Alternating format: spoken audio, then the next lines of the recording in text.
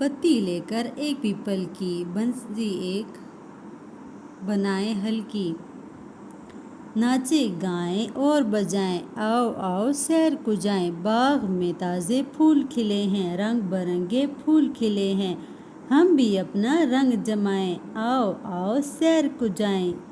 गेंदा देखें, जूही देखें, नरगिस और चंबेली देखें, मीठे मीठे मेवे खाएं, आओ आओ सैर को जाएं। मोहिन बाग में पहुंचा होगा, राह हमारी तकता होगा, हामिद को भी साथ मिलाएं, आओ आओ सैर को जाएं।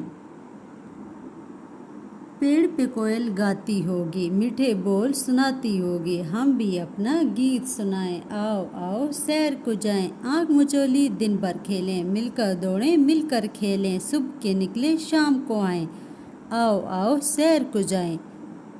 सूफी गुलाम मुस्तफ़ा तबस्सुम।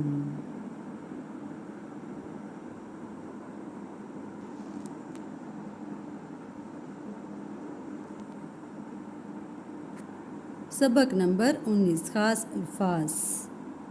अंदरूनी नवाला, गरारे, वक्फ़े, एहतियात, परहेज़। जब आयशा बीमार हुई। स्कूल जाने से पहले सुबह जब आयशा नाश्ता कर रही थी तो उसे नवाला निकलने में बहुत तकलीफ़ हुई। उसने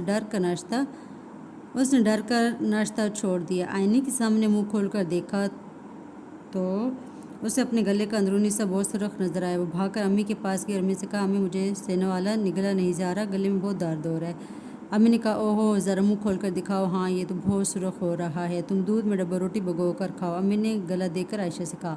अम्मी ये कहते कहते आयशा रो पड़ी। अम्मी ने उससे प्यार किया और कहा, कोई बात नहीं, ये दवा लेने और गरारे करने से ठीक हो जाओगी इंशाल्लाह। भाईजान सुन रहे थे। गरारे अम्मी, गरारा तो आयशा पहनती है। वहाँ हंसकर कहने लगे। आयशा ने गुस्से से उन्हें देखा। आयशा अब स्कूल जाने पर भी तैयार नहीं थी। अम्मी ने बड़ी मुश्किल से समझाकर भेजा। आयशा स्कूल चली तो गई मगर वहाँ चुपचाप बैठी रही। वक्फे में अपनी दोस्तों के साथ भी नहीं खेली। उसकी दोस्त हिना ने पास आकर पूछा, क्या बात है, तुम खेलती क्यों नहीं? आयशा ने उसे अपने गले की तकलीफ़ के बारे में बताया तो उसने कहा, हाँ पिछले हफ्ते मेरा गला भी ख़राब हुआ था, अब ठीक है, तुम भी एहतियात और परहेज़ करोगी और दवा लोगी तो जल्द ठीक हो जाओगी। सब जमात में गया तो हिना ने मिस को बताया कि आयशा की तबीयत ख़राब है। मिस ने आकर आयशा के माथे पर हाथ रख कर देखा तो वो गर्म हो रहा था। मिस ने कहा, आयशा तुम्हें तो बुखार है, शाम को दवा लेना और कल आराम करना, और हाँ अपनी छुट्टी की दरख्वास्त ज़रूर भेजना। फिर सब बच्चों से कहने लगे, अपनी सेहत का ख्याल रखना बहुत ज़रूरी है और साथ साथ दूसरों की सेहत का भी। गले की खराबी, नज़ले, ज़ुकाम में हमें एक दूसरे से दूर रहकर बात करनी चाहिए। छींक या खांसी आने पर मुंह पर हाथ या रुमाल रख लेने चाहिए। अपने हाथों और मुंह को साबुन से अच्छी तरह धोते रहना चाहिए और अपने इर्द गिर्द का माहौल भी साफ़ सुथरा रखना चाहिए। मसलन बिस्तर की चादरें और तकिए के गुलाफ का साफ़ होना और उनको बदलते रहना ज़रूरी है। छुट्टी के बाद आयशा घर गई तो अम्मी ने उसके लिए यखनी बना रखी थी। यखनी में रोटी भगो कर खाने के बाद उसने दवा खाई और सो गई। उठी तो तबीयत बेहतर थी, फिर भी उसने गरारे करने शुरू किए तो भाईजान ने हंस कर कहा, ओहो वाह, ये कैसे गरारे हैं? आयशा भी हंसने लगी।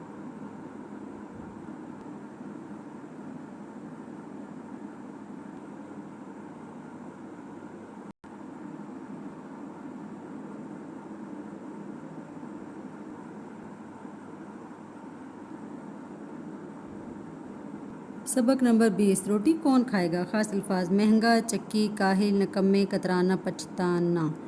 ऊंचा नीचा खेत का रास्ता, आटा महंगा दाना सस्ता, बोरी कौन उठाएगा दाना कौन लाएगा? खाला आप जाएंगी दाना आप लाएंगी, लो मैं खेत से दाना लाई, कोई इसकी करे पिसाई। चक्की कौन चलाएगा दाना कौन पिसाएगा? खाला आप पिसेंगी चक्की आप चलाएंगी।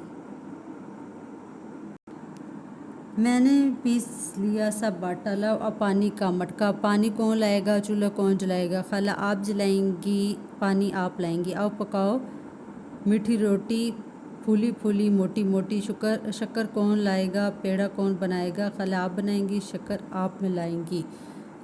चक्की पीसो पानी लाओ आटा गूंदो आग जलाओ, मेहनत से पकती है रोटी, वो पतली हो चाहे मोटी, शक्कर की हो चाहे घी की, वो मीठी हो चाहे फीकी। पहले कौन आएगा रोटी कौन खाएगा? रोटियां। दुनिया भर में मुख्तलिफ़ इकसाम की रोटियां पकाई और शौक से खाई जाती हैं, जिनको पकाने के लिए गंदम, चावल, मकई, जवार और बाजरे का आटा इस्तेमाल किया जाता है। منی بولی پہلے میں، اس کا بھائی پہلے میں۔ خالہ بولی سن کر شور، تم سب نکلے کام چور، کاہل ایک نکمے دو، آ بیٹھے ہیں کھانے کو۔ گھر سے باہر نکلو سب، تم نے کام کیا ہے کب؟ کام سے جو گھبرائے گا، محنت سے کترائے گا، آخر کو پچھتائے گا، وہ بھوکا رہ جائے گا۔ حسن آبادی۔